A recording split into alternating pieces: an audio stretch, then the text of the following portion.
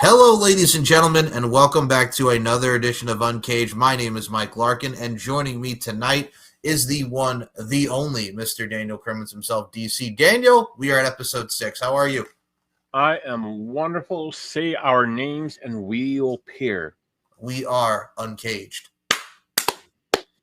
So, with what we're going to be talking about today, we are going to be talking about the Mae Young Classics as well as the WWE Evolution pay-per-view, because that ties in with the Mae Young Classic, because the final of the 2018 Mae Young Classic between Toni Storm and Io Shirai happened at Evolution 2018. So let's talk about this, man. Your initial thoughts when they announced the Mae Young Classic in 2017. What were your thoughts? Because this was also before we had the fabulous Moolah that would later become the Women's WrestleMania Battle Royal. So what were your thoughts on that? Which they haven't done Since they did it like once? Like they did that once, and then we never got it ever again. Well, it was like the whole Me Too thing. Something came out about Moolah, and it's just Moolah was the one like paying the girls, and they were like in exchange for like sex, and it's like oh no. Change the name then. Like just change the name. Like it doesn't have to be. Then what was it, like the Miss WrestleMania Battle Royal or some shit? Yeah. All right. I mean, I think Naomi won it.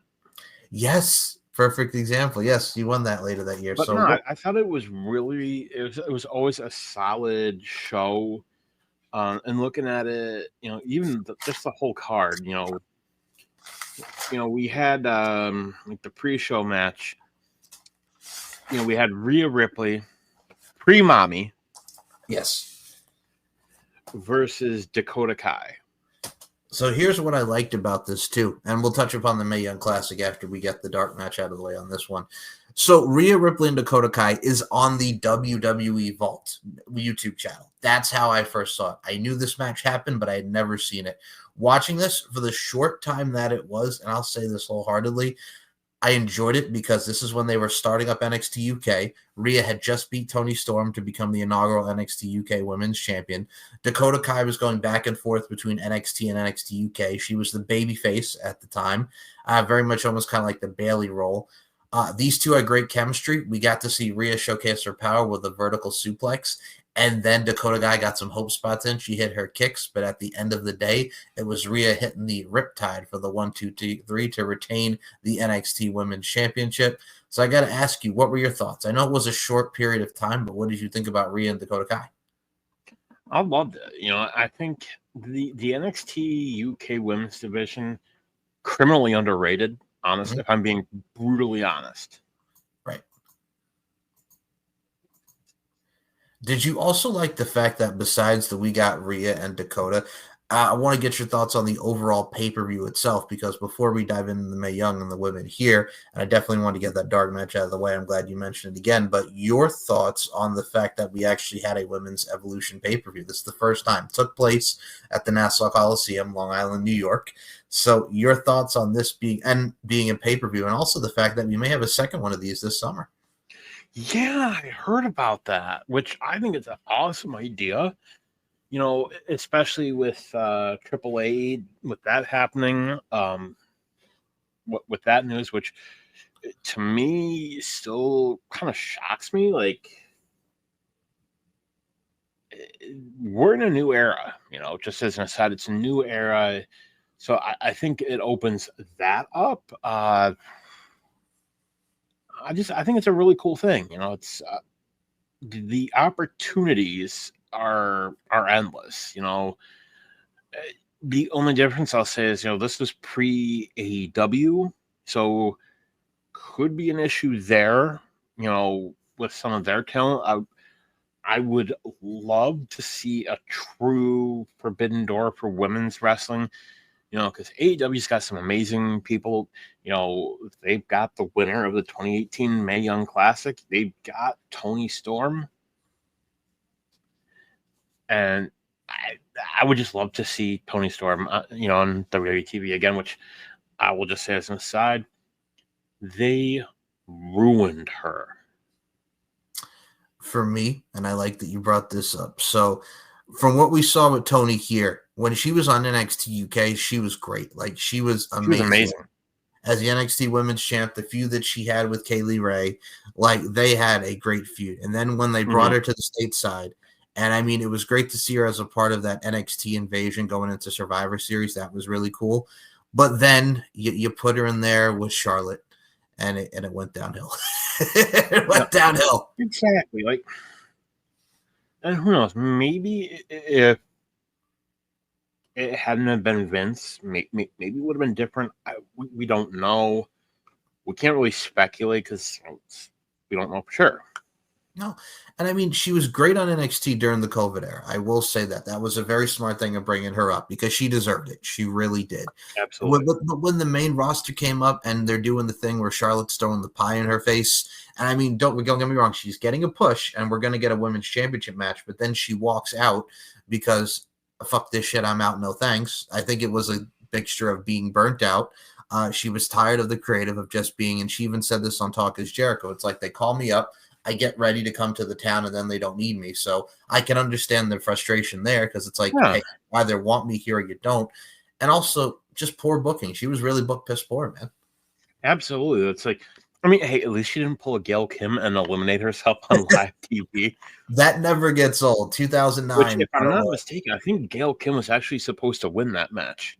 No, I think from what Gail Kim said in an interview, she was in it. She's like, I'm tired of this company because I was pitched that this was more about women's wrestling. And then I get there and we're just having short matches and I'm not being used hardly at all. And then the Battle Royal comes in 2010. I'm just like, F this company.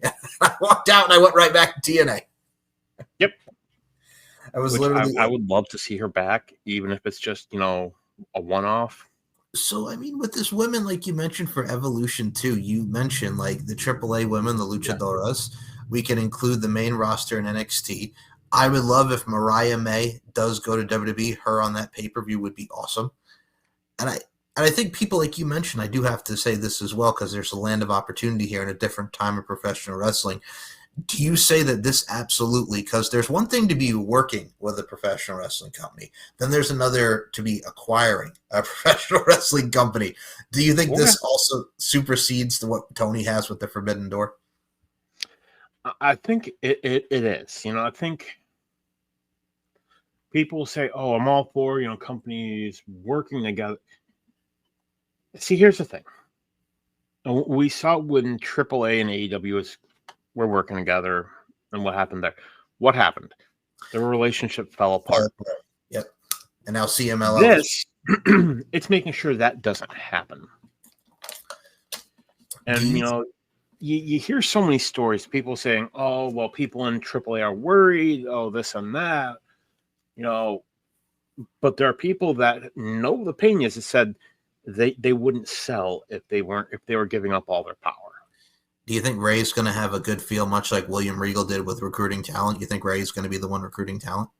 I could see it because, I mean, look at it this way. I'm a Rey Mysterio fan. You know that. I know that. For more on Rey Mysterio, check us out next season, right here on Uncaged. Cheap Pop number one. So, given the injuries that he has had within the last couple of years, I feel it's time to start winding down. I concur. I think what we would have gotten if he was going to wrestle at WrestleMania against El Grande Americano would have been great. But what Rey Fenix did, absolutely nailed it, knocked it right out of the park. And I'll add on to that point because you talk about him winding down. It looks like, and this is where I'm assuming that it's going to go, they are going to turn AAA into NXT Mexico, which I am absolutely for that. If like we had with NXT UK, like we just mentioned with the Rhea Dakota Kai match, NXT Mexico, sign me up. Yeah. And you know what? I was thinking about that actually Sunday night after we wrapped. Yeah. And I kind of thought, if they aren't planning to acquire a Japanese promotion, come on. Oh, God, if The Rock looked like we saw with the Rubik's Cube and The Rock's t-shirt, man, if we get an NXT Japan, oh, boy. Now, I will say this. Let's just say hypothetically, because the top contender could be All Japan. All Japan would another be one, yep. Pro Wrestling Noah, I think that is probably the most likely. Well, I mean, you had Nakamura go over there and Charlie Dempsey and Tavian Heights and Omos. Yeah, that would make sense. Is Tavian Heights still over there? No, he's back on NXT. Oh, I missed a couple episodes. That's okay. Yeah, no, the NQCC is back together. He's back on NXT. So I think realistically, it's probably going to be Pro Wrestling Noah. Now, here's my other thought. What was Rock saying? He said in a promo, he's 20 steps ahead. Yes. We know a Rubik's Cube is a puzzle. Yes, it is. Now, could it have just been, what's the old saying? Sometimes Freud used to say, sometimes a cigar is just a cigar. Mm-hmm. Maybe there's something else here. I think so too. I think with what we're cooking up, and this is why I love talking about this, is because in the Vince McMahon era, this would have never ever happened. No. Number one. But number two, you have Triple H willing to work with these companies. You have the talent being excited because now they get to work with other companies and it gives these people more work. That's why, and I'll even say with NXT, like you have Gallus on Evolve. And you also have to realize, folks, I think a lot of these ID talent are like, hey, I have a place to work. Gallus is happy because, hey, if they don't have me on NXT, I'll gladly work on Evolve and work with the young kids. Like there's a lot of work for everybody to really apply their craft. Exactly. And it's like, the options are there, and it's.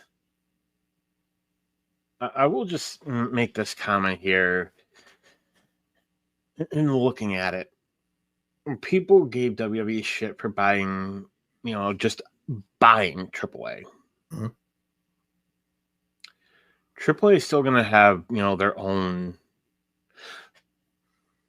own stuff. They're still going to have, AAA Mania. They're still going to have all of that. But were you people saying the same thing when Tony Khan bought Ring of Honor? No, they were all in praise. And you have to see it online. But let's be real here. They had an opportunity to have an amazing time slot on the CW. Tony said no. What happened to that time slot, Michael? Well, Tony said no. NXT is now in that time slot, and the friggin' AWA is on the CW app. So they got NWA on there as well. And now you're not, and you're just online. He had an opportunity, and people say, "Oh, well, he's got something coming." He doesn't. No, he fucking doesn't. You could have had it on Max, which would have been, I thought, an amazing idea. But the problem is with how Ring of Honor is now, and I'll say this, when I started watching Ring of Honor, it was in 2005, where you had Bryan Danielson as the Ring of Honor World Heavyweight Champion. You had Jay Lethal, you had Nigel McGuinness, you had Homicide, you had all of these amazing people. But the problem is now, the Ring of Honor that I'm speaking of that was 20 years ago, it's not the Ring of Honor that it is now. And I don't mean to say it like that because there's a lot of great talent on there. But it's not the fucking same. You know what it is? It's a newer version of NWA. That's a very good and valid comparison. And when you have somebody like Tyrus, the equivalent of Tyrus holding the NWA title is Chris Jericho holding the world title. But that's Tony's mindset of, oh, you know what? Maybe something will come. Maybe we'll get a deal. Like, motherfucker, nobody wants this product. Nobody wants Ring of Honor. And they did, but you said no. And that's the thing. And now it's on Ring of Honor Club still. It's still on the internet. So whatever. Good for them, I guess. Okay. But that's the problem, man. Tony, this is superseding you. Your Forbidden Door, it's like Forbidden Door who? Because it's great that you're having AEW New Japan and giving more people work. That's a plus. I love seeing these Japanese talent all over because they're great. But the problem is, that's it. You're not having what WWE is having with TNA. Like the TNA World Heavyweight Champion, we mentioned it on Sunday, just wrestled at WrestleMania. That trumps the Forbidden Door. The TNA World Heavyweight Champion, which we've never seen before, another company's world champion, wrestled at WrestleMania. And I don't care if it was for fucking 3 minutes. It was freaking awesome. People have said, oh, well, he was at Royal Rumble. That's the Royal Rumble. It's the Royal Rumble. It's not WrestleMania. Oh, but he's only had a short period. What they're doing is they're trying to compare his main roster on because it was short because he was in the Royal Rumble and then he was in this. I'm like, okay, he wrestled on NXT. He main evented the NXT pay-per-view with Ethan Page, and now he was on this, and now that gives more exposure going into TNA's Rebellion next week. And if Ethan Page, like we mentioned at the top of the show, wins the TNA World title and brings it back to NXT, that's even more huge. And not only that, but let's also look at it this way. He went out there and had a WrestleMania match with Randy Orton, one of the greatest of all time. A man who's been on the company for 23 years. A guy who is arguably one of the greatest of all time. You know, who's, if you think of that era, who's left? Two. Yep, Randy Orton and John Cena, which we saw in Raw. Dude, here's what I'm thinking about this, and I know we'll get back to the show and the card, but as another aside, Randy Orton picking Joe Hendry because he thought it would be cool. Shout out to Randy Orton because that's giving back, number one. Was it his pick? That's what they were saying online, that the rumor and innuendo, so to speak, is that he picked Joe Hendry, which, right call. Right call. Absolutely. Like, him and John Cena now, good. I'm loving it. You know, I do I think he'll beat Cena? I don't know. And I mean, it's in his hometown, but I think what's cool about this now is because over the years, we've seen the John Cena babyface and Randy Orton being the perfect antagonist. Now, for the first time in over a decade plus, John Cena's the heel and Randy Orton the other way around. That's the thing. And also, here's what's cool about it. We're doing this in the Triple H era. This is going to be booked way differently than it was in the Vince McMahon era. Yeah, like, dude, like I'm psyched. It's a nostalgia, but I'm psyched. Yeah, like we don't know what's gonna happen. No, that's why I'm saying it's like the damn sickos. The sickos. I'll pay you. Are just like, oh great, now we're gonna get the two old guys. Okay. And we had swearing on TV, which shit. I don't know for sure. I'm pretty sure he said shit. He said shit, and then the RKO. But the point is, that was a perfect response to the moment. And also, with the sickos and all that, they're just like, oh, well, you know, they had that main event, and now we're going to go back to friggin' nostalgia with Cena, Randy Orton, the two old guys. And I'm like, Moxley, as nobody wants John Moxley as the world heavyweight champion, and it looks like we're going against him and Samoa Joe. Okay. And I don't mean to say that because I love Samoa Joe, but with the presentation of what you're doing with this champion, who everybody wants to see him lose it, and they're tired of this fucking storyline, and Samoa Joe, who hasn't done diddly squat in a year since losing that title to Swerve, who cares? It's a difference in presentation. It's a difference in presentation. How you're presenting that world title scene is completely different than what you're presenting with this world title scene. Nobody wants to see Mox Hogan. No, they don't. That doesn't work for me, brother. And his friggin' sickness. Oh, so I'll pay you. I'll pay you. So back to this. We mentioned the dark match. I enjoyed it. I think Rhea Ripley going into this was great. Like we mentioned, getting the win, the rightful win, showcasing Dakota Kai. I love watching this back. So before we get into the main scene, like you mentioned, and how great Mommy is, we're going to talk about it more with the Mae Young Classic. So we'll start this first with, we're not going to go through every match, but we're going to talk about some of the people in this. But what were your thoughts on them officially announcing a Mae Young Classic? I thought it was such a cool idea. You know, I grew up in an era where, you know, women were wrestling in bikinis, mud, pudding. You know, when you would have the WrestleMania main event may have been a bra and panties match for the title. Right. And to see that now, where it is now, and is it perfect yet? No. But when you think of where it was. Oh my goodness. I agree. And I think what I loved about it too is this was girls getting the shine from NXT. And I think you had a lot of women here who wrestled in Rise, Shine, Shimmer, which was absolutely perfect. And it perfectly worked so well to see all these women from across the globe. And it really gave us some more shine with the, Dave Prazak's Shimmer promotion. And you had women like Sarah Del Rey, Sarah Amato, and Serena Deeb as the trainers. It worked perfectly. And I mean, look at the scrap of talent that we had. Abby Lath, who would go on to be Kimberly, Aisha Raymond from the UK, Bianca Belair, this was her first one, Candice LeRae, Dakota Kai, Jazzy Gabbert, who was from Germany, Kairi Sane, Kavita Devi, oh God, For those that don't remember Kavita Devi, she was like the great Kali of that friggin' thing. She was from India. She was terrible. Do you remember She didn't Kavita last Devi? long. Oh, she did not last long. I think they brought her in as a favor to Kali. Yeah, and it was not good at all. It was Kavita Devi, Kaylee Ray, Lacey Evans, Marty Bell, who had just come off wrestling for TNA and the NWA, Mercedes Martinez, Mia Yim, Miranda Salinas, who would replace Nixon Newell, aka Tegan Knox, because poor Nixon Newell tore her ACL.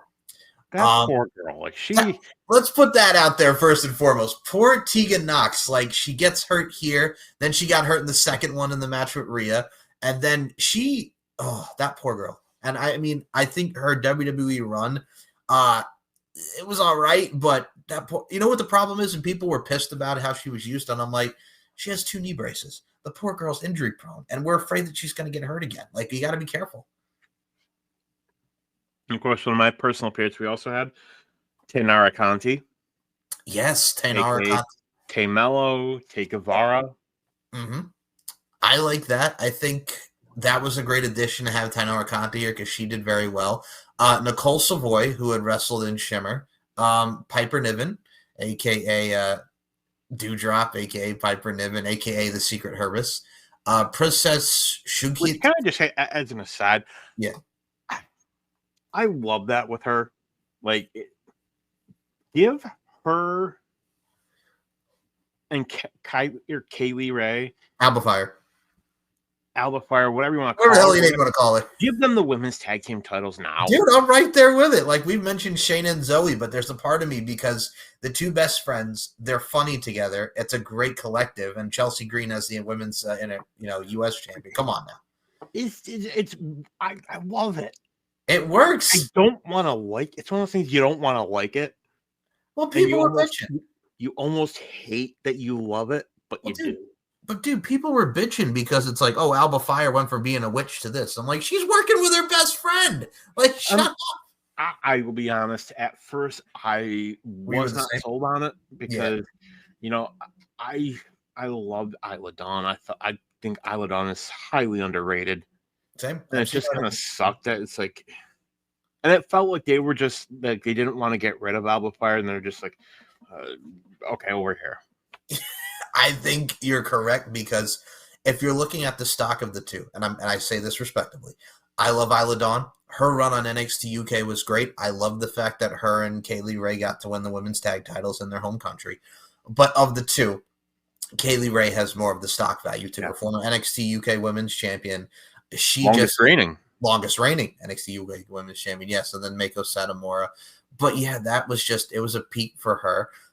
We also had Princesa Shugit from Mexico. Have you ever heard of her? I know she was in CMLL. No. Okay. Rachel Evers, who was Rachel Ellering, the daughter of Paul Ellering. Reina Gonzalez, a.k.a. Raquel Rodriguez. Renee Michelle, who was the wife of former WWE superstar Drake Maverick. Rhea Ripley, our girl. Sage Beckett, who was Rosie in TNA. Do you remember Rosie from TNA? No. She was the big girl, Rosie Lotta Love, that lasted like a brief time period. She's the one, unfortunately, who hurt, God rest her soul, Daphne, and that was the end of her in TNA. Then she lost all this weight, and she got, I guess, a better wrestler. She was in this. Do you remember her match with Daphne? That was the big thing where she got hurt. I don't. But you know what? Who I do remember from this tournament? Who? Ginny. Was Ginny in this one? No, that was that. I think that was the second one. No, this is the second one. Oh, you're doing the second one. I'm doing the first one. The 2018. Oh, you're doing 2018. I'm doing 2017. Okay. Wait, do you want to do 2017 first or 2018? Doesn't matter. I just like Ginny. I just think it was just a damn shame that Okay. That she got hurt. Same. Okay. Yes. So the 2018 one was Ginny. You're correct. So we'll do 2017 first. So Santana Garrett was a great pick because she was doing her thing in NXT. She's also worked for Wild Women of Wrestling in TNA as Brittany, the girlfriend of one Samuel Shaw, and that angle. Sarah Logan, aka Crazy Mary Dobson, who would go on to be in the Riot Squad. Serena Deeb. It kind of reminds me of when in the Cruiserweight Classic they gave Brian Kendrick that veteran spot. This was that veteran spot, and her coming back 15 years later after being in the Straight Edge Society. Shayna Baszler, Ty Conti. Oh boy, Tessa Blanchard.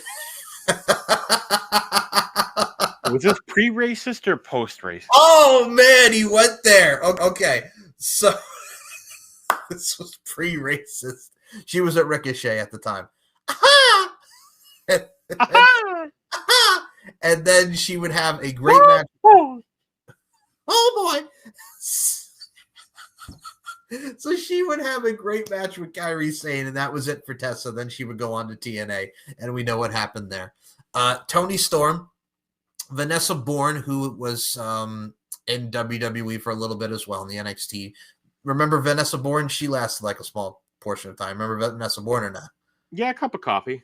Okay. Xia Li, who is now in TNA, and Zeta Zhang, who was wrestled in MLW and many promotions such as that. I have to say this about this entire tournament. Some of the matches that really stuck out to me were Mia Yim and Shayna Baszler, Tessa Blanchard, and Kairi Sane. Everybody that went to this, Toni Storm and Piper Niven, like there were so many things. Shayna and Mia Yim. This tournament for me was so big because looking at all these names, the one thing that stood out to me was, are you kind of glad as well? Because there was that period when Shayna fought Mia Yim going to the finals to go against Kairi Sane, where all the 4 horsewomen were there in the crowd, Charlotte, Becky, Bayley, and Sasha. And then here comes these two, and everybody's like, oh my God, we have to get the 4 horsewomen of WWE, of professional wrestling, against the 4 horsewomen of MMA. Are you glad that match did not happen? Because I talked about it at like a Survivor Series or Mania. Are you glad it didn't happen, or were you excited for it at the time, the tease? I was kind of on the fence. And they did have alternates. Okay, hit me on the alternates. We had Barbie Hayden. Oh, she was in whatchamacallit? She was in wow, go ahead, keep going. We had Jessica James. I'm not familiar with her. I've never heard of her, no. Lady Tapa from TNA. Yep. Niece of the Barbarian. Yes. Oh, did you like her run in TNA and GFW? I thought she was kind of underrated. Yeah, I think she would have done better with a little more training, if I'm being honest. No, same. Like, she had that feud with Awesome Kong. Wasn't bad, but she needed a little more oomph to her. Nicole Matthews. The Canadian Ninja. She wrestled a lot in Shimmer. Okay. And lastly, this I've never heard of her, but Deonna Purrazzo person. So Deonna Purrazzo, who worked a little in NXT, the COVID era, she would get released. All right, after getting called up to the main roster for a cup of coffee. After getting called to the main roster for a cup of coffee, they did nothing with her. I got to put this into fruition. I'm going to stand on business here when I say this, Mr. Daniel Crimmins. Her TNA run was way better than her AEW run right now. Oh my God. So she chose this. Here's the thing. Her TNA run, her against Naomi, her against Mickie James, her against everybody that they put her in was great. Like her character, the virtuosa, her as the Knockouts champion was fantastic. The stuff with Su Yung will be here all day. My thing is too, she goes to AEW. They rush the feud with Toni Storm. And then after that, nothing. This is indicative of what he does. Like he loves it for like a hot minute and then pushes. They're like toys. Like it is. It's like a kid with a toy. They get a new toy and it's like, I'm bored with you. I'm bored with it. So I will be honest. I would not be shocked once her contract is up if she bounces. I agree. And I look at it like this. She's in Ring of Honor now on AEW television. I think here's my thing with this. And this is what the fuck pissed me off. So you have her and Taya Valkyrie. Like Taya Valkyrie, you could tell is in shape. Like she's worked out a lot to get into this core shape. Her and Deonna were the Vendetta. They had like a squash match and they had like a couple of matches. But the problem is you made her lose to Harley Cameron. You made them lose to whoever else. And it doesn't make it look good because like they're this new team and they look weak. And now it's just Taya's with Johnny TV and they're doing their thing now. And then remember friggin' Taya lost to Harley Cameron and Deonna's like, I'm going to go away now. I'm going to go home. We never saw her again. Like we have not seen Deonna again. You remember that? Yeah. Like, and let me say this. Yeah. This is a problem that AEW has always had. They have some of the best women's wrestlers out there. They do. There's no denying that. I will not deny that they don't have some of the best talent, regardless, men's, women's, whatever. Yeah. But the problem is the women's division, they have always struggled with that. That's my thing too. It's like you have all of these women, and I look at it from a stance like this: is he doesn't know what the hell to do. Like, I mean, we're doing. It looks like we're going to get Mercedes Moné and Tony Storm going into All In, And we which know who's going to win that one. yeah, which It's boss time. well, with Tony, I'll mention I'll equate it with Tony Storm. With Deonna Purrazzo, another one very special. WWE did her dirty, and I think she's mentioned that it was when WWE was starting to transition over from Triple H and Triple H being sick, and then Vince taking over with NXT. Didn't know what she was doing. They had that shift, and nothing. And I can understand her being upset and wanting to go, which she did. But the TNA run, I'll say this, we've mentioned it. The TNA run has been way, way better than the AEW run. And I'm sorry to all the sickos out there that would disagree with me, but it's true. After Tony Storm and that feud, because they were best friends and they were going for the title, they pushed her way too fucking soon. I'll pay you. I'll pay you. But I will say this. I was going to say, because I got to freaking say, because it go ahead, dude. Makes me laugh. All right. Michael Cole getting choked out last night. For those that didn't see it, Gunther arguing with Michael Cole and Pat McAfee, he snapped, goes to choke Michael Cole. Pat McAfee hits this right hand on Gunther, then Gunther chunks out Pat McAfee. I loved it. Just because it ties into more is why Jay wants to kill Gunther, because his association with Michael Cole and Pat. I love that. I thought it was a nice little touch. And looks like we're probably going to get Pat McAfee versus Gunther. Down the line, yeah. And Pat, I don't do it. Don't do it, Pat. Don't do it, Pat. Ask Adam Cole how hard Gunther chops. Ask Sammy Guevara. Ask Jack Stars. Ask anybody who's been. Ask Zack Sabre Jr. Zack Sabre Jr., yes. Dude, I hear that. Me too. No, I hear the Jack Stars one, because remember when he debuted on NXT UK, and then poor Jack Stars' friggin' chest was like hamburger meat? That poor boy. That poor. So I remember when Gunther appeared first as Walter in NXT UK. Yep. And I think Pete Dunne had just been, I think it was Wolfgang. Joe Coffey. And Gunther kicked him and then chopped him. I remember because that was a big deal that he had come over, and that was going to be the future of NXT UK. They made the right call with that one. We're probably going to get Pat versus Gunther. Oh yeah, I know. And I mean, I'll do you one better. If he comes back, it's for someone to stick up for Michael Cole and Pat McAfee. How about Ilya Dragunov? Run it back. I thought you should see if he comes back. I was like, please don't tell me Jim Ross. Well, speaking of Jim Ross. That son of a bitch. Goddamn son of a bitch. So I have to say this. For the broadcast team, what were your thoughts on, because this was a big thing for this at the time, your announced team for the 2017, before we get into the finale match of this, because we mentioned some of the good matches as well. You had Alondra Blaze as the backstage interviewer. You had, of course, Lillian and Dasha Fuentes as the ring announcers. And for the commentator team, Jim Ross and Lita. What were your thoughts on that? I liked it. It was different. Yeah, I mean, you could tell initially Lita was a little nervous, because it's one thing from being on, doing promos and all that. Mm-hmm. Some people still don't know how to do promos. They know who they are. Yeah. Not naming anybody. No names. No names. Promo mania, bitch. Go ahead. But I digress. Yes.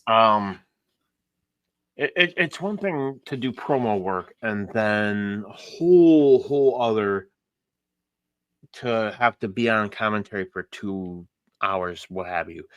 Because a promo, typically, you could be in the ring for 30 seconds, a minute, a couple minutes, not having to tell a story for multiple people. Some wrestlers can't do it.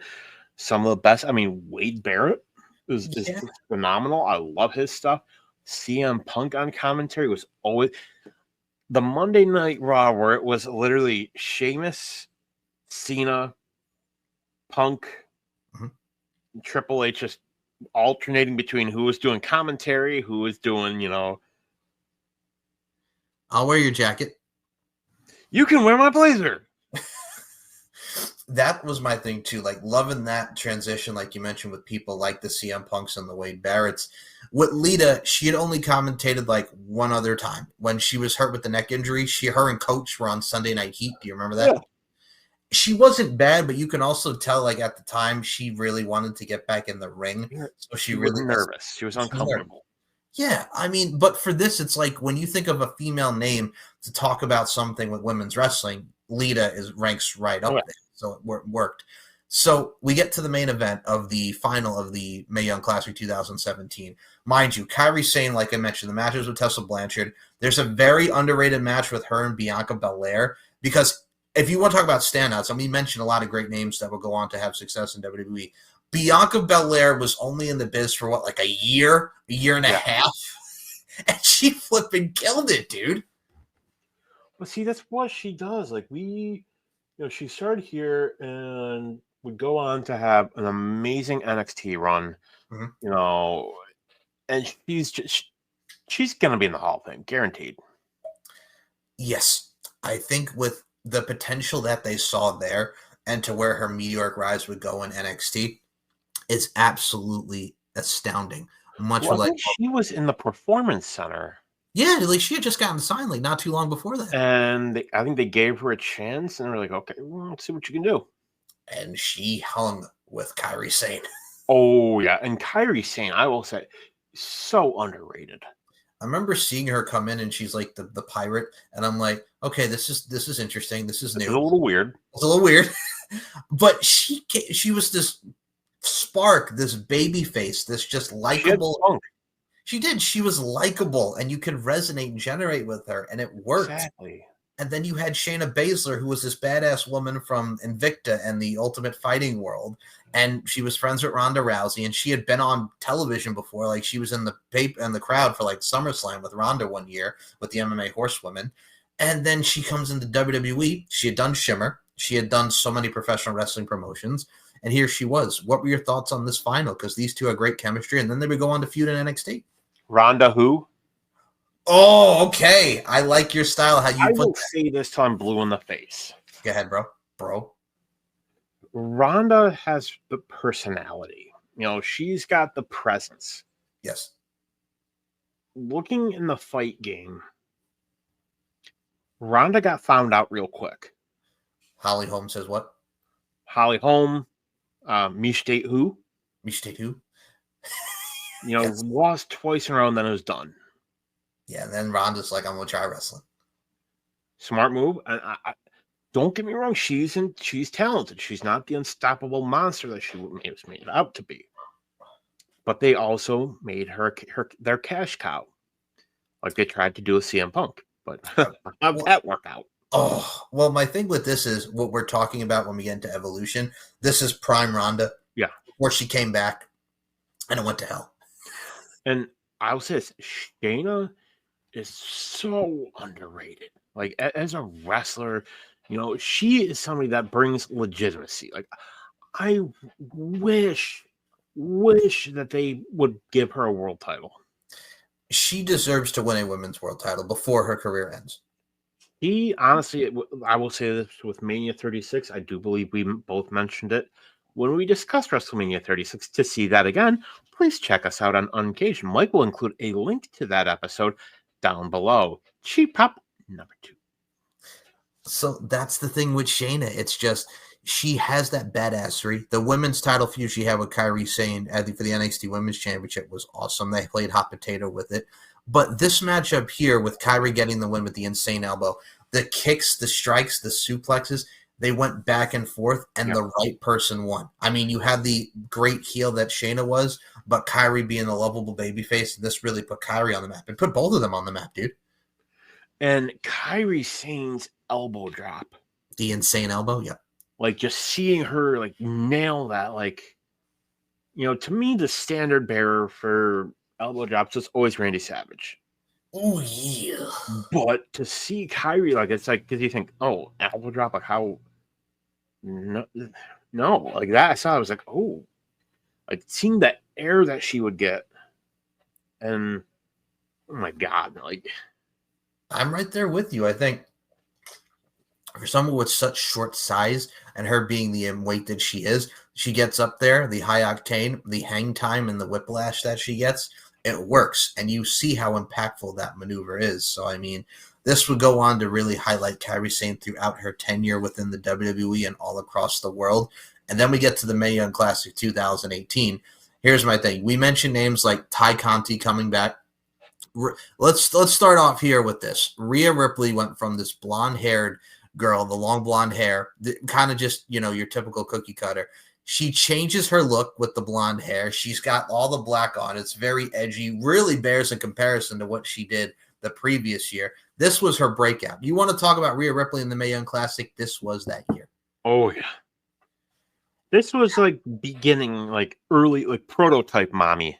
Yes, and it would cease to suffice off of everything. And I mean, And yeah, she tells a story that with WWE, you're not supposed to get tattoos without without express permission from management. right. Makes sense. Yeah. So she got her legs tatted up because she's wearing pants, so it's like, why, they're not going to see it. Mhm. And to see this, like the beginning, and this change in attitude, it's like, well, okay, like this is something. Like she tells a story. She didn't like who she was the first time, the first year, and then she found herself. Yeah, that's the thing too. Like if you notice, like we mentioned her match with NXT UK and that being featured on Evolution and her run there. Like 2019, it did not take her long to come to NXT and win the NXT Women's Championship from Shayna Baszler. Great Like match, by the way. great match that was on the USA Network. But the thing too is you saw her go through Piper Niven, Tony Storm. You saw her go through everybody in NXT UK. Like there was really nothing left for her to do. And to have her go over to NXT and then just kill it there and then come to the main roster. And then 2021 was kind of her meh year. And then when you get to 2022, the Judgment Day and the start of the mommy character, like every year by year by year by year, it was I can cope with that. It was a progression of Rhea Ripley, and I cannot cope with that cope. I cannot. I seriously cannot. Like we saw her in like the first women's war games, that Yes. that riptide off the top To Shayna. to Shayna through a trash can. Yep.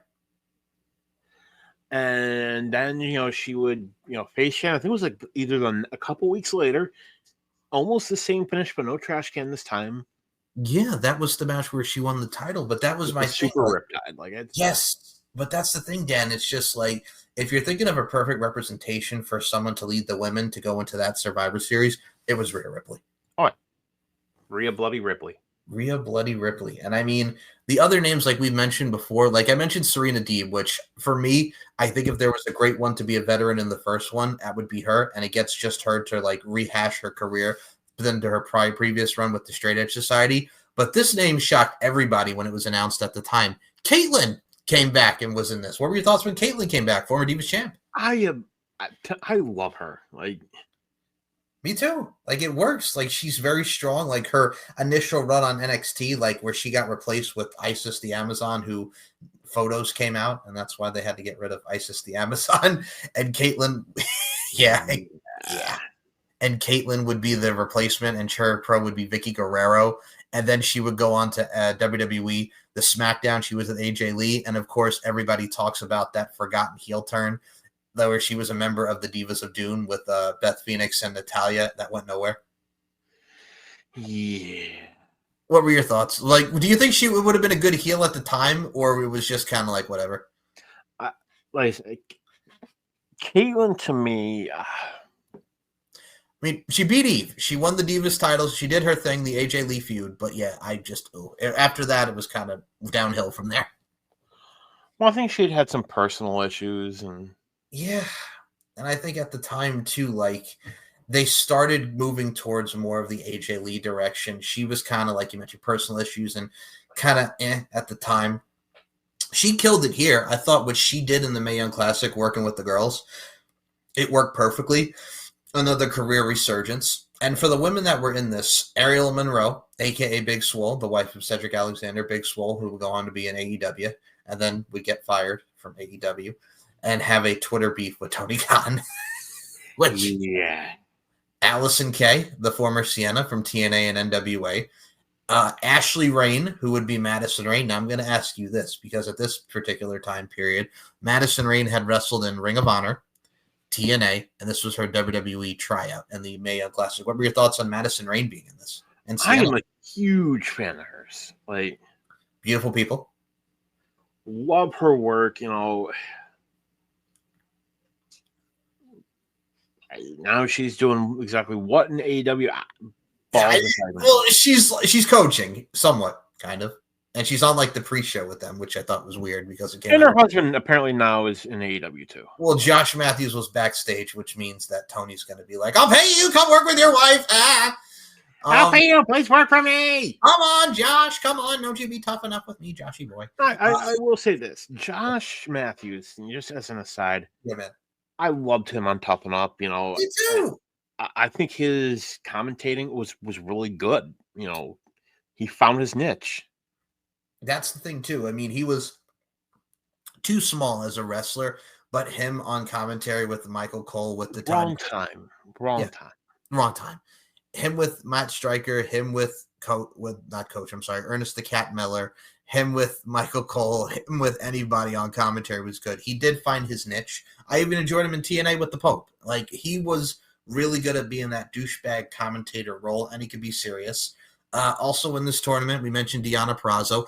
Hiroyo Matsumoto. Do you remember Hiroyo Matsumoto? I do not. She was a Japanese wrestler. I think she worked a lot with Emi Sakura, who is now in AEW. Io Shirai, Isla Dawn, Jessie Elaban. Do you remember Jessie Elaban? I'm not.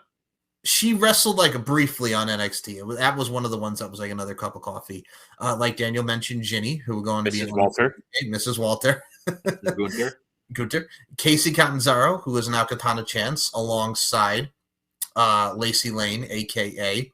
Kaden Carter, who was also in this tournament. And I think first of all, I know they're the former women's tag champs, but they work very well as a tag team. Like, I enjoy them a lot. Oh, yeah. Their work together, and Lacey Lane, a.k.a.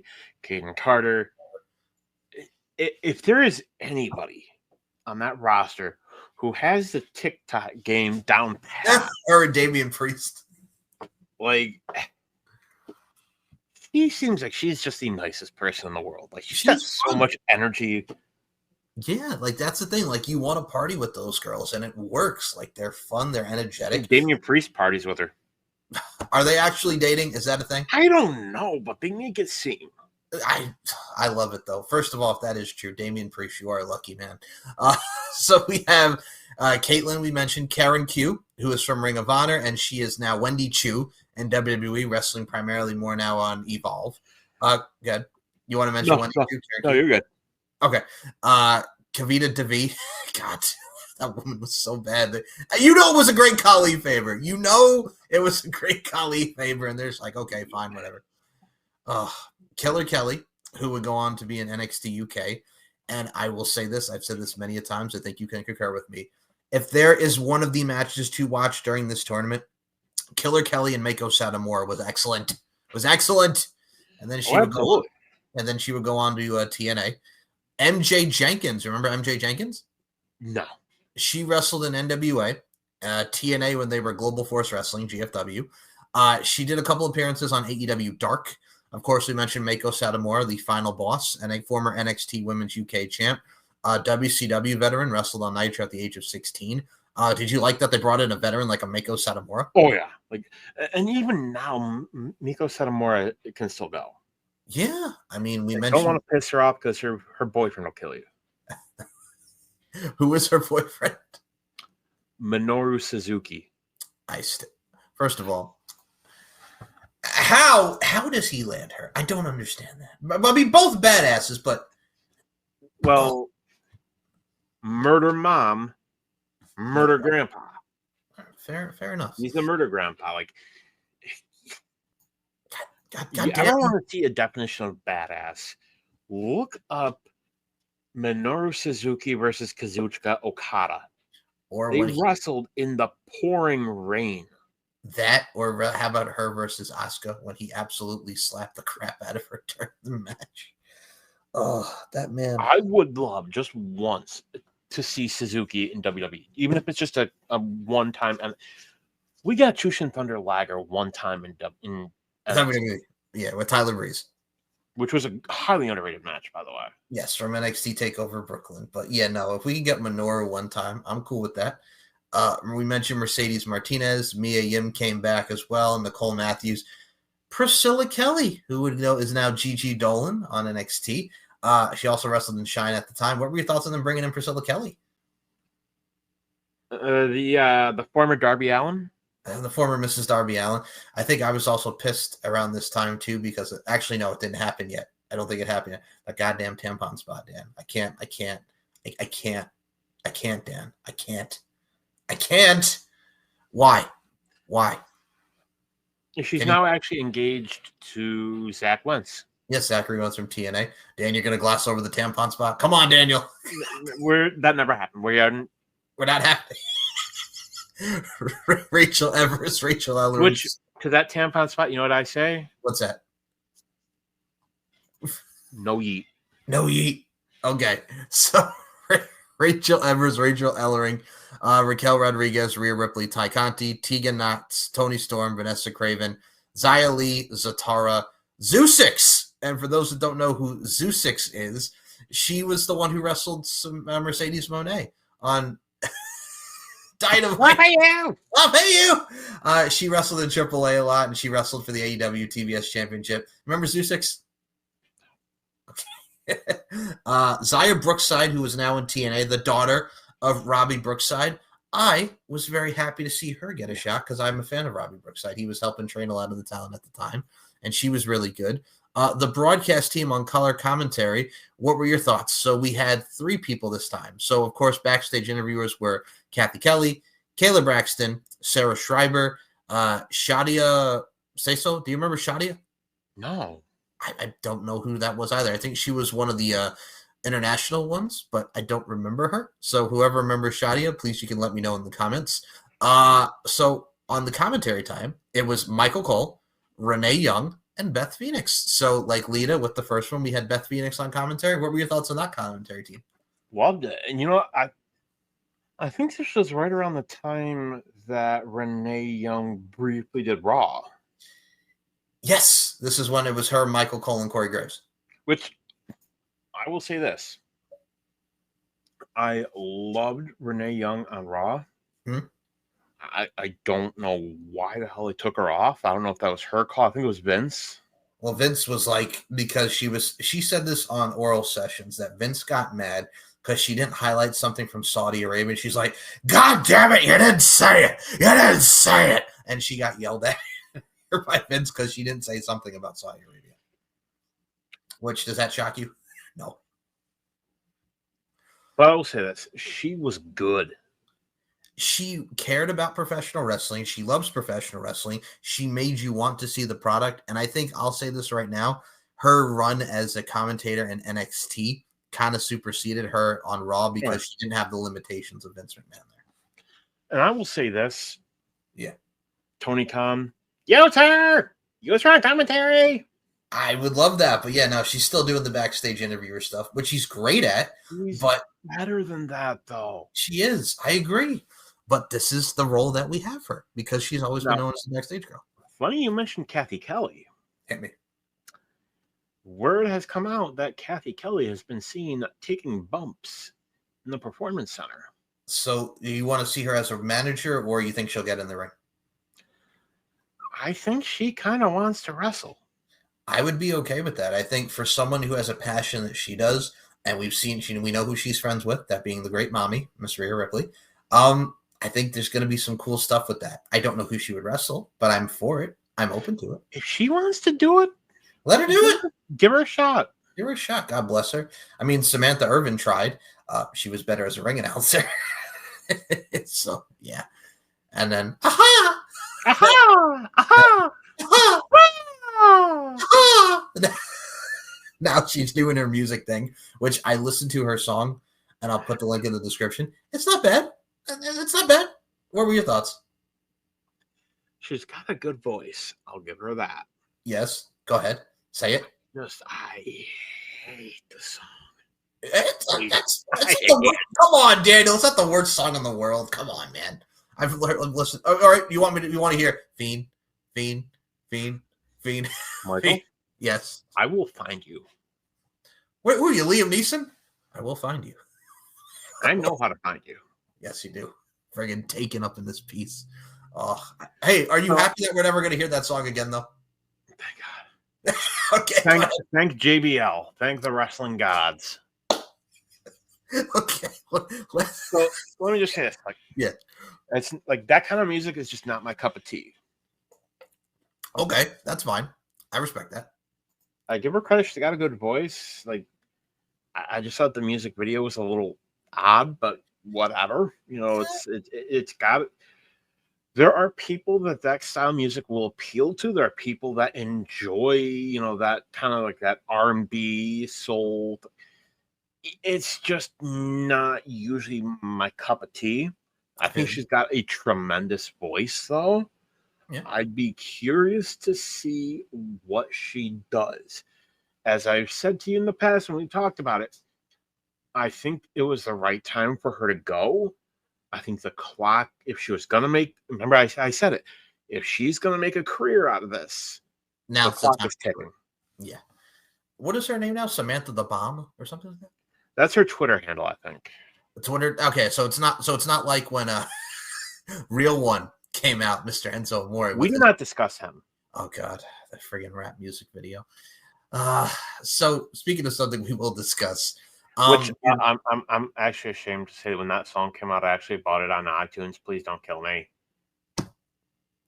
Wait a minute. You're gonna give me crap for what I friggin' listened to, and you're the one who I'm also the same guy that bought Macho Man's rap album. Be a man, Hulk! Boy, you's a chump. I never thought Hogan would go like a punk. Be a man, Hogan! If you gave me two choices, yes, a Hulk Hogan album or a Macho Man album, Randy Macho Man's it's going to be the Macho Man album every time. Because you know why? Why? Fuck the Hulk Hogan. And you know what? I smell a coward. Is that you, Hogan? I got you for 3 minutes. You're going nowhere. Rest in peace. Okay, so where we are going is to the Evolution PPV. It's a mystery. Oh, God, yes. So we go from Rhea and Dakota Kai. Short match, but for the 4 minutes that they got, like we mentioned, great stuff. Go to the WWE Vault channel and watch it because I'm so happy they uploaded it. Very good for the time they got. So we opened up with the match with Trish Stratus and Lita against Mickie James and Alicia Fox with Alexa Bliss. Now, Alexa Bliss, I believe, was originally supposed to be in this match, but she got a concussion, I believe. Yeah. Yeah, which that broke me because I was looking forward to her and Mickie James against them just because of the fact that Alexa was getting the shine that she had. I mean, she had the Raw Women's title and she was one of the top heels, but unfortunately due to CTE and concussion protocol, she was not able to compete. Adding Alicia Fox to this match, I was fine with. Did you like them putting Alicia Fox in there? Yeah. That was fine. I mean, this match for me, it was short. Lots of double team maneuvers from Alexa Bliss and Mickie James working together as that heel tandem. Trish and Lita would come back. Lita would hit the Lita Salt on Mickie James and Alicia Fox. And then Trish Stratus, who reignited her feud with Mickie James that we remember from 2005 into 2006, WrestleMania 22 says what? Which WWE has still blocked out a certain part of that match that Mickie James decided to do in that match. And you know what part I'm talking about. What did you think about them reigniting this feud? Trish gets a chick kick on Mickie for the win. What were your thoughts on this match? Loved it. Trish and Mickie are just phenomenal. Like they always have, and they've never had a bad match. Right. I think for me, what I also if you're talking about the spot that I am at, it just doesn't grab my attention. This doesn't grab my attention. I mean, I saw you. I did that. So the spot at WrestleMania, she makes the gesture, and WWE has taken it off the network, the Peacock, and everything. They've had to edit that spot out ever since. I remember when they first did it, and I was a 14-year-old kid. I was a 14-year-old kid at the time, and the storyline, and this is why I love stories in wrestling, of her being the obsessed fan and kissing Trish under the mistletoe and being obsessed and dressing like Trish that led to WrestleMania, Mickey James having the shrine of Trish, and she did that during the match. The people in Chicago popped, and as a 14-year-old boy, or about to be 14, I'm just like, this is great. I'm like, I cannot believe she just did that live on pay-per-view. You remember when you first saw that, when she made the gesture on the pay-per-view? Like, how awesome was that? Hey, oh my. Our teenage hormones are kicking in. So the next match on this card was a 20-woman battle royal, which featured the likes of, and here we go, we had the Iconic, Molly Holly, Kelly, Tori Wilson, Sonya Deville, Alundra Blaze, Maria Kanellis, Lana, Mandy Rose, Dana Brooke, Michelle McCool, Naomi, Carmella, Ivory, Asuka, Tamina, Zelina Vega, Ember Moon. Having Ivory, Tori Wilson, Alundra Blaze, and Molly Holly as your surprises, I thought was great, because when you think of professional wrestling and women's professional wrestling, you think of that time period that Daniel mentioned before to where we have now in the Ruthless Aggression era and prior. This was a nice feel-good moment because the winner would get a future opportunity at the Raw Women's Championship. Ember Moon had just got onto the roster, and she was being positioned as a top babyface. The finish saw where Zelina Vega was not eliminated, and then Nia Jax and Ember Moon that were not eliminated, so they threw out Zelina Vega, and Tamina was gone because Nia and Tamina were starting to be a thing, and Nia had turned heel, and it came down to Nia Jax and Ember Moon, and Nia Jax would actually win this battle royal to get a shot at the Raw Women's Championship. For what they did with the time that they have for a battle royal and a number one contendership, I thought it was fine. Nia being the heel to go against the babyface that would be Ronda Rousey at this time, I was cool with as well. And Nia and Ronda had their little exchange of Money in the Bank when Alexa Bliss would cash in. So what were your thoughts on Nia winning this and getting a shot at the Raw Women's Championship? Lastly, eliminating Ember Moon. Nia Jax. Just, that's all. You, me, and Paul, Nia Jax. Well, I mean, okay, now yes. Nia Jax now, Nia Jackson, no. That's what I'm saying. Now let's put this. I was about to say, let's put this into perspective. Nia Jax now, all day. Nia Jax then, no. And I don't mean to be like that, but you could tell she's grown a lot since then. But also at the same time too, she was hurting people still, and it was just. Her run, I mean, I get it. It was a nice feel-good moment at that WrestleMania because remember they did the body shaming angle with her and Alexa Bliss, but then she turns heel, and it was just like, meh. And her and Ronda again would have their rematch with Ronda winning. But yeah, I mean, I would have loved to see an Ember Moon. I think that would have been a big push for her to win that. What do you think? Oh, we know how Vince felt about women, and in the Vince era, it wouldn't have worked. With Ember Moon also as well too, is I mean, let's put this into perspective too. Her WWE run on the main roster, and then when she goes back to NXT, her and Shotzi were a team. Then Shotzi gets called up with Tegan Knox, that poor girl. And she's mentioned she wanted to turn heel. They were gonna do it and her go back to her original look, but then they're like, "Hey, you want to be a coach?" Which I thought she would have done well at, but it's like, no, I'm not ready to be a coach yet. I want to wrestle. And then of course AEW would come up, and I mean. Oh, God. Again, this is going to sound like a repeating fashion here, but she goes right in and faces Jade Cargill for the TBS championship, and then nothing. And then she was on Ring of Honor ever since, and the longest reigning Ring of Honor women's champion. Because they don't know what the fuck to do with her. I love when Tony on one of the media scrums was like, yeah, I'd love to see her on AEW. Like, you own the fucking company. Just put it on the fucking show, Tony. And then, like, we got the Mercedes Moné match recently in the Owen Hart Cup. Great match. Very good match, but you knew who was winning. You knew who was winning, and they blew it off in a tournament. Again, but everyone, all the stuff, oh, she's going to put over Ember Moon, a female. No, she's not. If you cannot see what is going on and what is happening, you're blind. I don't know what to tell you. Like, it's gonna end up with her beating Toni Storm. Whew. And speaking of Toni Storm, that moves us And we're to... gonna be getting Ultimo Monet. God damn it, Daniel. Ultimo Monet. Here's what's gonna happen. Hit me. Because I can see this. Triple H calls up Tony Khan to suggest, a working relationship. Yes. I'll do it, but I have one rule.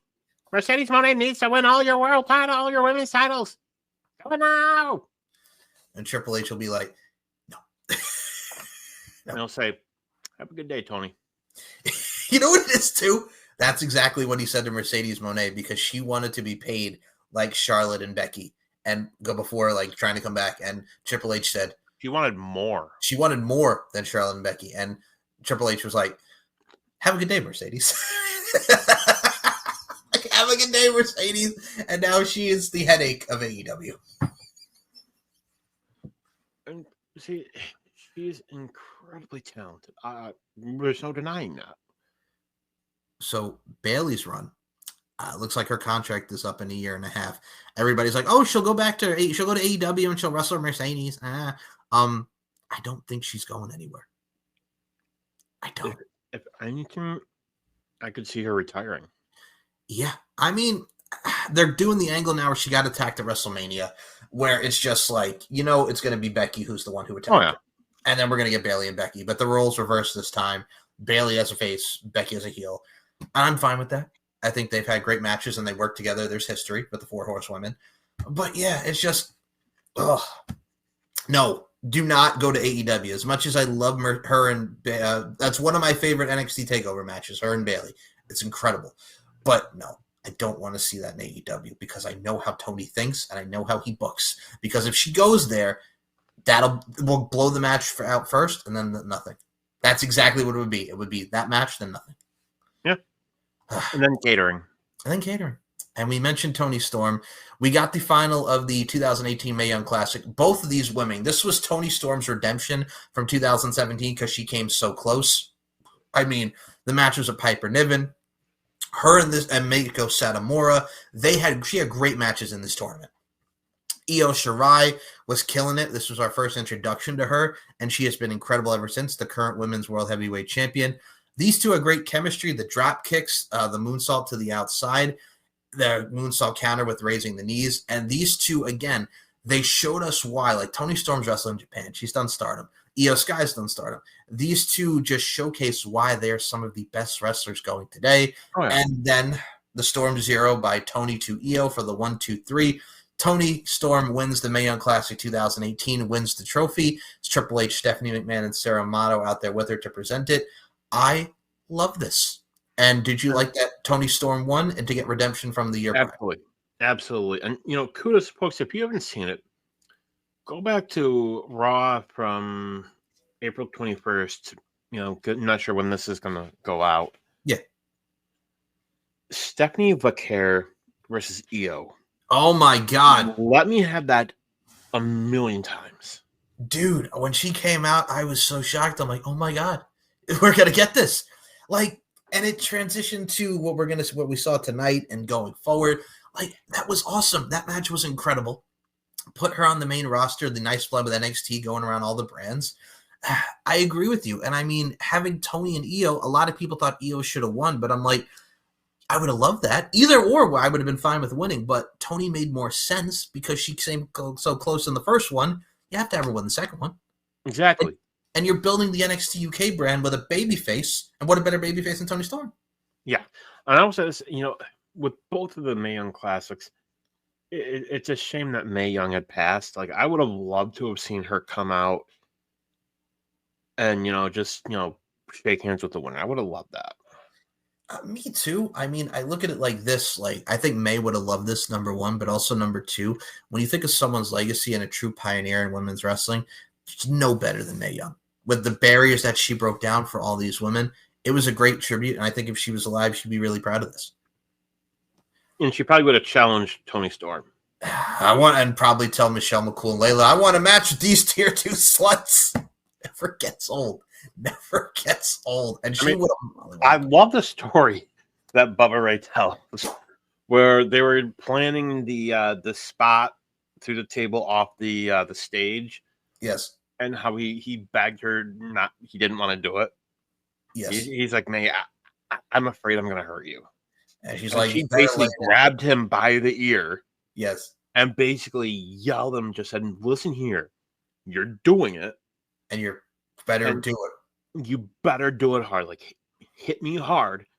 And she said, otherwise, I'm coming back here and I'm going to kick your ass. And he went hard with Mae Young. Like, people that were there at that time are like, yeah, this is true. Like, she's who she was. I mean, this woman took a Samoan drop from 3-minute warning. Her and Moolah getting laid out by 3-minute warning. That was Moolah and Mae Young, folks. She took an RKO from Randy Orton. Fabulous Moolah on her 80th birthday, the beginning stages of the Legend Killer character. By the way, Randy Orton, Legend Killer, and it's one of the ugliest but memorable RKOs of Randy Orton's beginnings of the Legend Killer character. It was amazing. It was amazing. Absolutely. And Stone Cold stunned her after the Eric Bischoff triathlon with the beer and the Bronco Buster. He stunned Mae Young, and I thought it was hilarious. Oh, like, these women did everything for the business, and they gave it their all. And you can say what you will about Moolah outside of the ring, but a legend when it comes to women in professional wrestling. Right. Speaking of icons, Natalya teamed up with Bayley and Sasha to face the Riot Squad. Daniel, when I was watching this back, I totally forgot this was a thing. Do you remember this match at all? Yeah, like I briefly. Good match, though. It was. The double sharpshooter on Ruby Riott and Logan, and then friggin' Morgan would counter, and then Natty hits a powerbomb on Liv Morgan, and then the diving elbow drop from Bayley and the frog splash from Banks for the victory. I think for a spot to feature the Riot Squad, I thought they all worked well together. I love Ruby, I love Sarah, I love Liv. Natalya teaming with both Bayley and Sasha, because I believe at the time they were going after Natalya, and this is when they were pushing them with Bayley and Sasha because they wanted them to have a strong team. For what it was good. I thought the right team went over, and it got a little shine on the Riot Squad. What did you think? Agree with you 110%. You know, I will say this, and you know, you and I have talked. Oh, yeah. Natalya, I don't think gets the credit she deserves. You know, she is so incredibly talented, you know, and she is such a good spokesperson for the sport, you know. And like, if there was ever a forbidden door that and WWE was involved with it, and we can only send one, I'm sending Natty. I think with me too, and I agree with you. I mean, they just announced her as a part of Busted Open Radio now. Like, yo, if we could get the Natalya that we got at Bloodsport with the finger and just saying the F word, and dude, they're doing the NWA stuff with her and NWA Women's Champion Kenzie Page. She's going to be a part of the Crockett Cup. Give me that, Natalya. Give me that, Natalya. What if she wins it? Oh, dude. That's another thing. People talk about everything with AEW and New Japan. WWE is literally, they have the Bloodsport stuff with GCW, AAA, TNA, NWA. Like, that brings a lot of shine to the NWA by having Natalya go against Kenzie Page, be in the Crockett Cup. Like, they did a lot of angles here that work. Now, I will say this. I would not be shocked, assuming it goes well, to see Billy Corgan try and sell. It's fine. I'm all right. Now, here's the thing. His big idea to try to get eyes on NWA was have Tyrus as the World Heavyweight Champion, and it backfired because nobody wants to hear his bullshit, and it backfired. Okay, when you go from like the Ric Flairs and the Harley races and all these amazing talent, Ric Flair and Steamboat, NWA. Nick Aldis? Nick Aldis. All right, prior time to Nick Aldis, yes. But when the main event of one of your shows is Tyrus versus EC3 for the NWA World Heavyweight Championship, and then you have EC3 against the likes of Mahabali Shera, come on. Come on. And EC3 being NWA, which is the only place that will book him, probably, because he burned his britches with that control your narrative bullshit. That went nowhere. And yeah, but fine. Whatever. I could definitely see him trying to sell. But speaking of somebody who did sell, We had Kairi Sane and Shayna Baszler in the rematch with the NXT Women's Championship on the line. Kairi Sane had won the NXT Women's Championship. Like we mentioned, they played hot potato. These two, see what they did in the Mae Young Classic the year prior. Amazing match. Karafuda clutch and insane elbows, reversals, and maneuvers hit. Marina Shafir and Jessamine Duke would come out to distract her. And then Kairi hits this amazing crossbody to the outside onto Duke and Shafir. And then as we get back into the ring, insane elbow from Kairi, 1-2 kick out. Then Baszler goes for the Karafuda clutch. And Kairi Sane does not tap out. She passes out. And Shayna Baszler becomes the first ever 2-time NXT Women's Champion. Your thoughts on this rematch? That was a problem. And what do we do with problems? We solved them. Marina Shafir sucked then, and she still sucks now. The problem is, and I've said this, and I'll go on the side here because I know we've been jumping around a lot on this show, but it's what we do. Marina Shafir was doing nothing before the Death Riders, and she sucked. She worked with friggin' Nyla Rose when Vicky Guerrero on that thing, which gave us, you don't know me, but you do know me. What do we do with problems? We solved them. She was on Ring of Honor, and then they have her beat some guy backstage when they're starting the Death Rider stuff, and everybody's like, oh, who's that? And everybody's like, Marina Shafir, and crickets. Because it's not like when China, like, friggin' ragdolled Terry Runnels, Marlena, because we never seen China before, right? We've seen this woman. This woman is an enhancement talent on this fucking show. Here's what the problem was with Marina Shafir. Yes. I think they rushed her out of developmental too early. Her and Jessamine Duke. I think they should have left them in developmental. It wasn't ready. They weren't ready. I mean, I get it being with Shayna's muscle because that's her friends, and I get it. But, yeah, like you mentioned, guys. She didn't need it. She didn't need it, no, because she was the submission magician, and it worked. Like, her as a singles being that dominant champion worked, but the problem was, too, I saw them in tag matches. They were horrible. They were horrible. But they put her with her. Is Jessamine Duke? She retired, didn't she? Yeah, I mean, she was before WWE. She was Invicta, right? Like she did some women's mixed Yeah. shows. She did some Twitch streaming, and I think she's retired. She doesn't wrestle anymore. Of course, we know Marina Shafir, the wife of Roddy, is. If I'm not mistaken, I think Jessamine, she had like a concussion issue. I think a CT could have been. I don't remember, but I definitely know she retired. Which, hey, man, as long as she's happy, that's the main thing. But exactly. The problem that's what life is. It is, but that's my problem now is the fact that I got to see Marina Shafir on my TV each and every week, and the fact that that's a problem. That's a problem, and she almost killed poor Willow Nightingale because if you didn't see the spot in the tag team match, this woman they tried to go for a pop-up powerbomb on the apron, and she came up short, and Willow Nightingale's poor head hit that table. Don't fucking do that spot. If you know you can't do it, don't execute it if you can't fucking do it. Anyway. Something that did make me happy and that they executed perfectly. Becky Lynch, who had just become the startings of the man, as she would turn on Charlotte Flair at SummerSlam that year and absolutely mollywopped her. Becky Lynch would defend the SmackDown Women's Championship against Charlotte in a last woman standing match.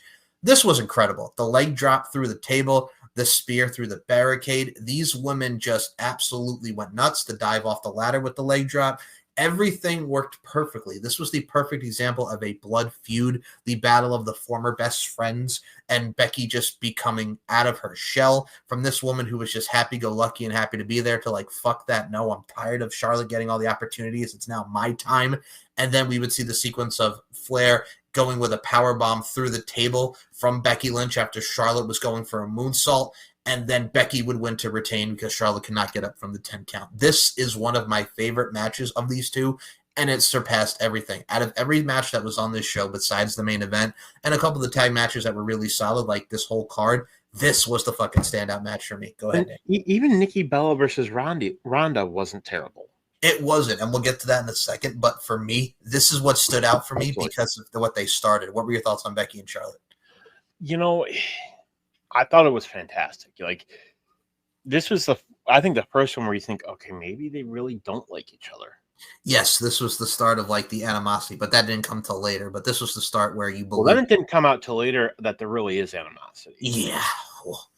I mean, they're okay now, sort of, kind of. They'll do business. I mean, they'll do business, but it's not like they're on each other's Christmas card list. There's a difference between doing business, doing what's right by business. Bill Goldberg. Well, first of all, I look at it like this: when you say, "Are they okay?" At least we're not having that god awful thing where Charlotte just threw the belt down and Sonya Deville is legitimately looking at her like, "What the fuck are you doing?" Like, because they had to exchange belts because they went to different brands at the time, which was stupid. Also, number one, but number two, like, can you remember Sonya Deville's face? She was like, "Pick up the fucking belt. What are you doing?" I'm more professional than that. Ah. I mean, you remember that? Like, Sonya Deville looked like she wanted to kill Charlotte. Like, what are you doing? Not only that, but she's like, what do I do here? Like, Yeah, like, because they went off script and Charlotte was being petty. It was not Becky. It was more, they both were in the wrong, but Charlotte was being the one who was more petty. Like, notice the pattern. Charlotte started the problem, and Yes, Becky he finished responded. it. Yeah, and responded. Becky's not so. See, Becky, she's Irish. We don't take disrespect. No, not at all. You And if Irish. you punk her out, Yes. Yeah. and now, gee, let's think. Charlotte, problem here. Yep. Then just seeing the whole Tiffany Stratton feud. Who do we think caused those issues? Charlotte. As I said in our show on Sunday night, Yeah. or Saturday night, does WWE even need Charlotte anymore? I mean, I think she's a great hand as far as putting over the talent, but don't give her another run with the title. What she did by putting over Tiffany at WrestleMania was the right call. You and I remember we were in our chat. We said, thank Jesus. Like the fact that she lost, because if she would have won, I know you would have went mental. But the fact that she lost, much like she did last year to Rhea. To give you an idea of Okay. my reaction, you've seen the movie 2012, right? Oh, hell yeah, man. Amanda The Peet. scene where Yellowstone blows its top.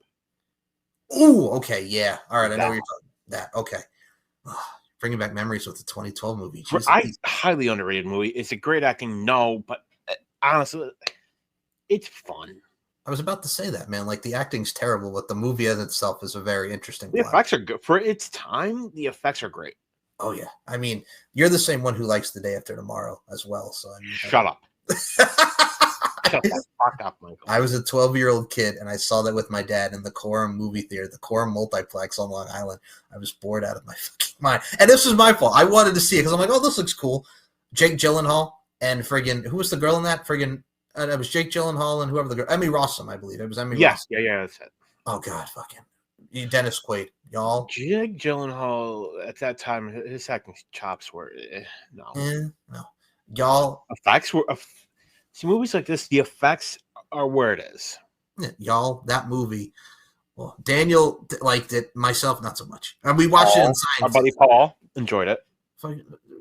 Y'all can have each other for that movie. Y'all can have each other for that movie. Like, shush. Oh, no. Shoosh. Gracias. Chad Gable. Sorry, El Grande Americano. Dude, the video package on Raw this week where it's like El Grande Americano is numero uno. Come on. And I know we're off topic again, but it's what we do here, people. It's what we do. We need to have El Grande Americano versus Dirty Dom. Oh, God. Okay. Like, you really... I mean, let's be here.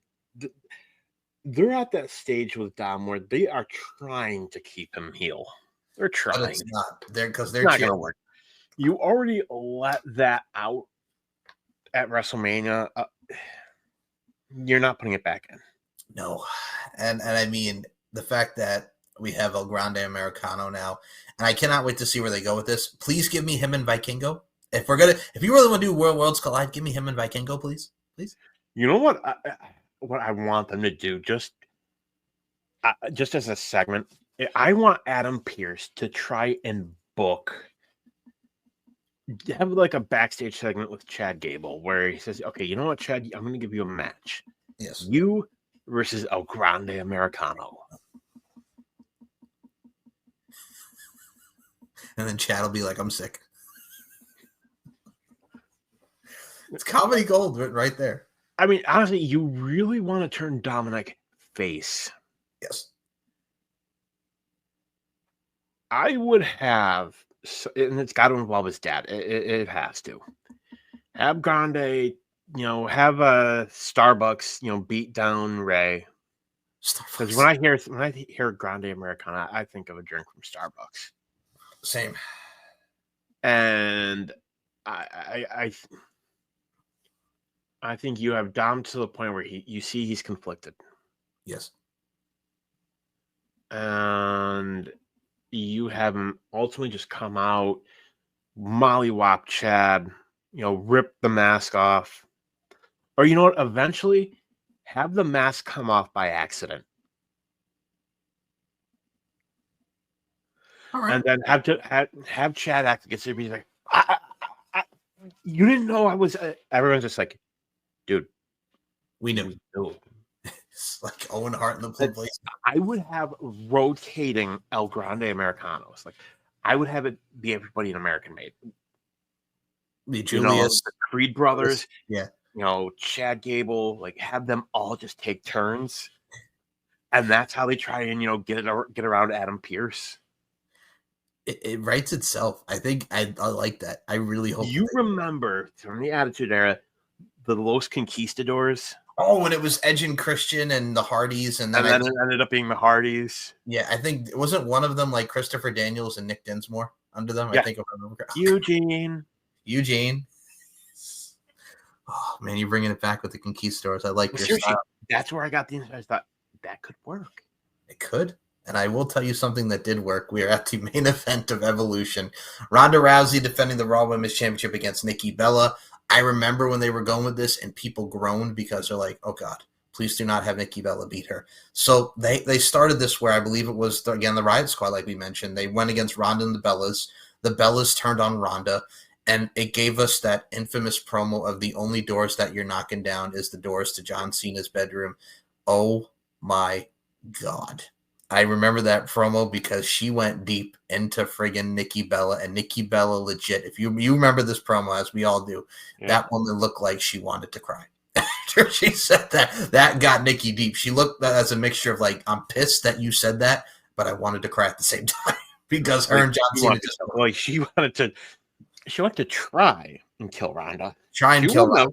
She wouldn't have, but she wanted to because Nikki and John, I think, had just broken up at that time, right? Yeah.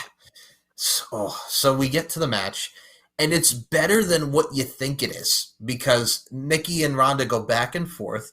There's a dive on the outside from Nikki to Ronda. Brie shoves Ronda and gets her into the post to have the referee distraction. And then we go with the modified Samoan drop known as the Piper Spit on both Nikki and Brie.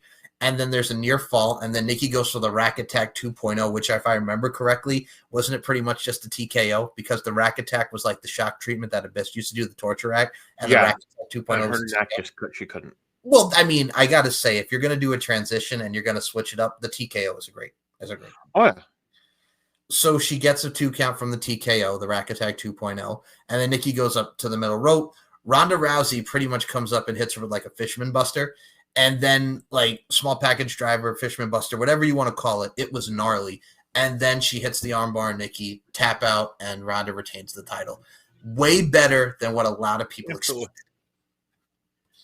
And Nikki, I'll give her credit that she has been training with Natalya and Tyson Kidd. Yes. So it looks like she's really trying to come back. I think when you have someone like Nikki Bella, and Ronda was working with Natalya too at the time, which is a great transition from that. I think with Nikki Bella, she's always worked her butt off throughout her career. Let's not throw that as let's not cast that aside. I look at it like this, man. Like Nikki really wanted to come back and really learn and get back into it and just apply her craft more, get the ring rust off. I think with where she was in her life, and no, she's divorced and everything that she went through with their past relationship, this is a good time for her to come back and have one final run and just have fun with it and let loose. I think with her and Ronda in this match compared to what we have now, Nikki worked hard. They both worked hard, better than people's expectations. But also at the same time, too, we have to not forget, like Nikki Bella, even though you could say what she was because she was with John Cena, she still worked her butt off. John Cena. But yeah, I was really happy with this main event. I remember coming out of it at the time like, okay, this was good. And I still come out with it years later. So after all, a lot better. You're like, okay, this isn't bad. And I think with you, as we mentioned, all of these, the Mae Young Classics, folks, if you've not checked them out, very good. Great matches and a great finish to both. And this pay-per-view, highly underrated. So are you looking forward, with that being said? What do you think about watching this years later? And what do you think about Evolution 2 coming up? Have they officially announced it as of yet? No, it's rumored, but if they do it, I think it definitely should happen. Oh, absolutely. Like, I think the options are there. I would love to see, Masha Slamovich. We've seen her on NXT. Yeah. I mean, ultimately, let's be real. I think eventually it is going to be WWE is going to buy TNA. Yeah. If they haven't yet. I mean, with this pay-per-view, like, the reason I believe that they was rumored why it didn't happen again, because people have been clamoring for years on the women's side of things. I think it was because they had a low buy rate. And I think because there's a lot of guys, not us, but there's still some ignorant guys that are like, I don't want to go fucking watch these women wrestle. So that was still the stigma then at the time than what it is now. Exactly. And I think, if I remember right, it was on a weird time. It was on Sunday, I believe. What was it, like 7 or 8 p.m.? Yeah. The problem is you have to advertise this stuff. Yeah. How many times have you seen it, where live events, they don't promote them? Not a lot. It's just like, here, live event, boom. Hey, WWE is coming to town. Hey, AEW is coming. Nobody really promotes. Not they somewhat, but not like, remember when we were like, come to see Raw tour Saturday night. They're going to be in Knoxville, Tennessee, Sunday night. The Long Island Coliseum. The Nassau Coliseum, Long Island, New York. Like, they don't do it like they used to. I mean, it's just... They could have promoted it better. And I think, again, we were still in a time period where guys were like, I don't want to go fucking watch these women wrestle. And that's what it was. But now I think with Peacock, Yep. Because even back then, the network was still, newish. It was 4 years in at the time, but people still it wasn't as, I guess, but still it was just whatever. Like, a lot of people are just like, I don't want to watch the network for this. I think, honestly, you could do a lot more with it. Now you can, with how the partnerships are. And again, this is Vince McMahon, which this was more of like a Stephanie McMahon call. And I think, I love Stephanie to death, but this was more like Stephanie's thing of trying to get the women a pay-per-view, and they've been pushing. They got the Royal Rumble, which was great. And then they got Evolution, which was great. But yeah, it's just they had just started the women's revolution a little bit more of just like more women pay-per-views and more women inclusion. Because you remember this was the year when was this the year when Charlotte and Sasha Banks had their Hell in a Cell? That was the main event. Yeah. So they were starting to go more with women being in the main event. So everybody was still kind of getting used to it. And it's a shame that we never got. I wish we could have it. The pro wrestling time machine we always talk about. Imagine some of the girls from the Attitude Era. Your Trish, your Lita, your Ivory, people like that. I think you have people like them that could absolutely hang out with the people like Trish. So many people now. But honestly, she looks great even now. The woman is legit almost 50, and she looks amazing. Doesn't look like it. Doesn't look like she's 50. Lita looks great. Lita looks great. You have all these women like your Trishas, your Litas, your Ivories, your Alundra Blazes. Even I look at it like this, man. Like Jazz is still doing her thing. She's done her thing in NWA and TNA. Santina Morella.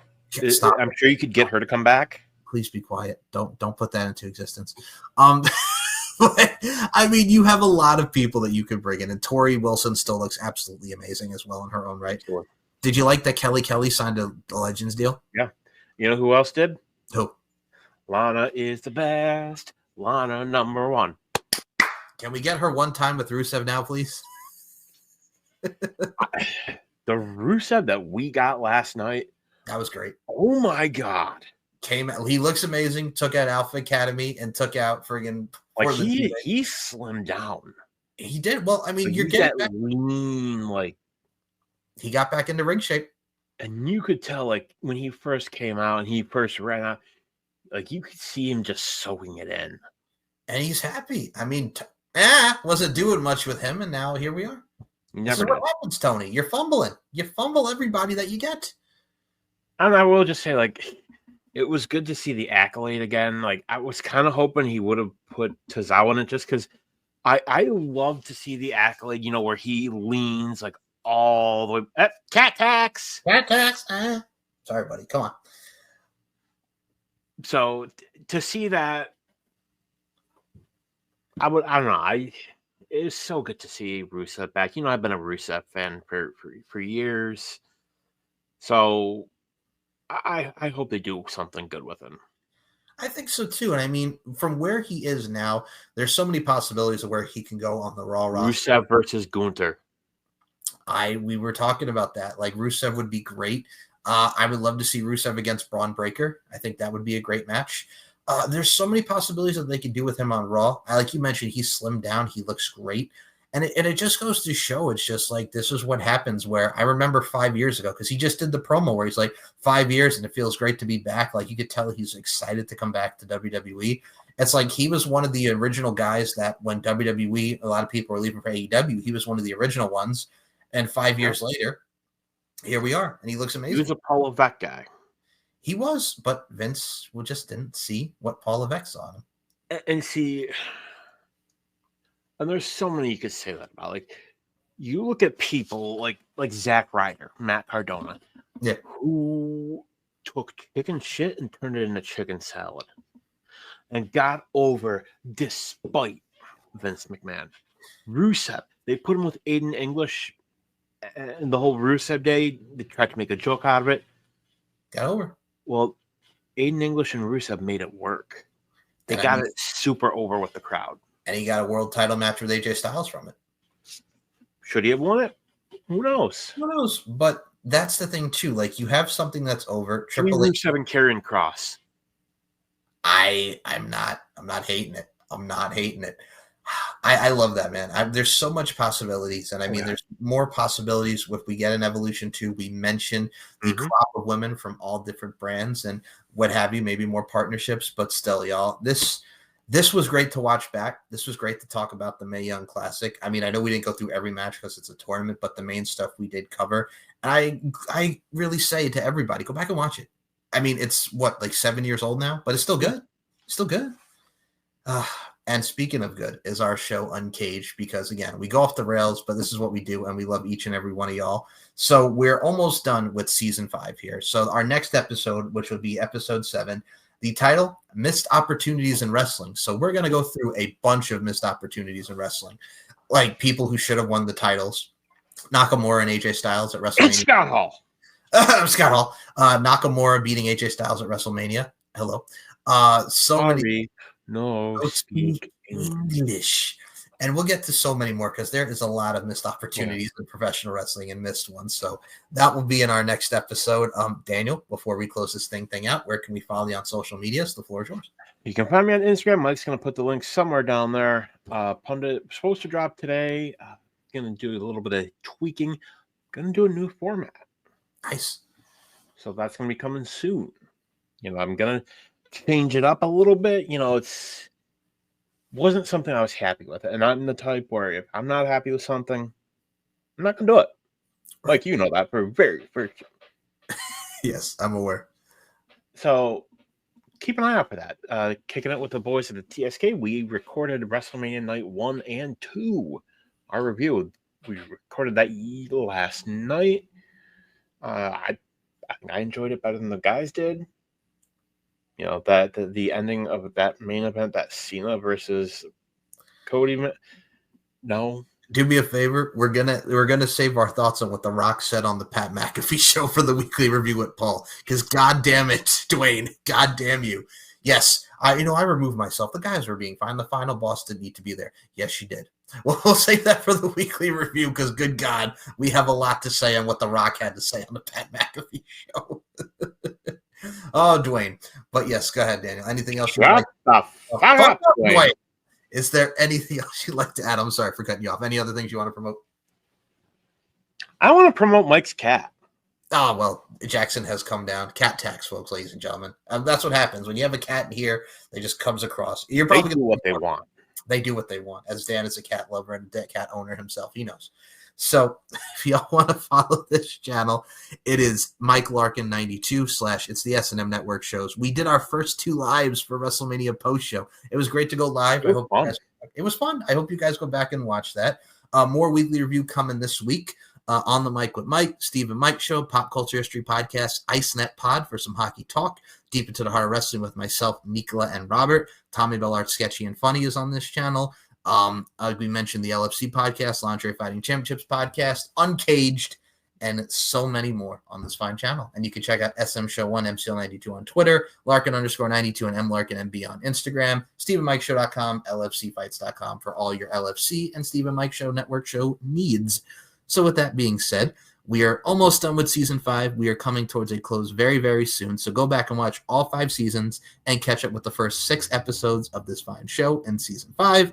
For Daniel Crimmins, my name is Mike Larkin. Thank you so much for listening, and we'll pay you. We'll pay you. We love you, and come on. Hey, our company. We love you. No. Evolution is a mystery. We'll change that no one sees. We miss you, Lenny. Rest in peace, Lenny. Bye.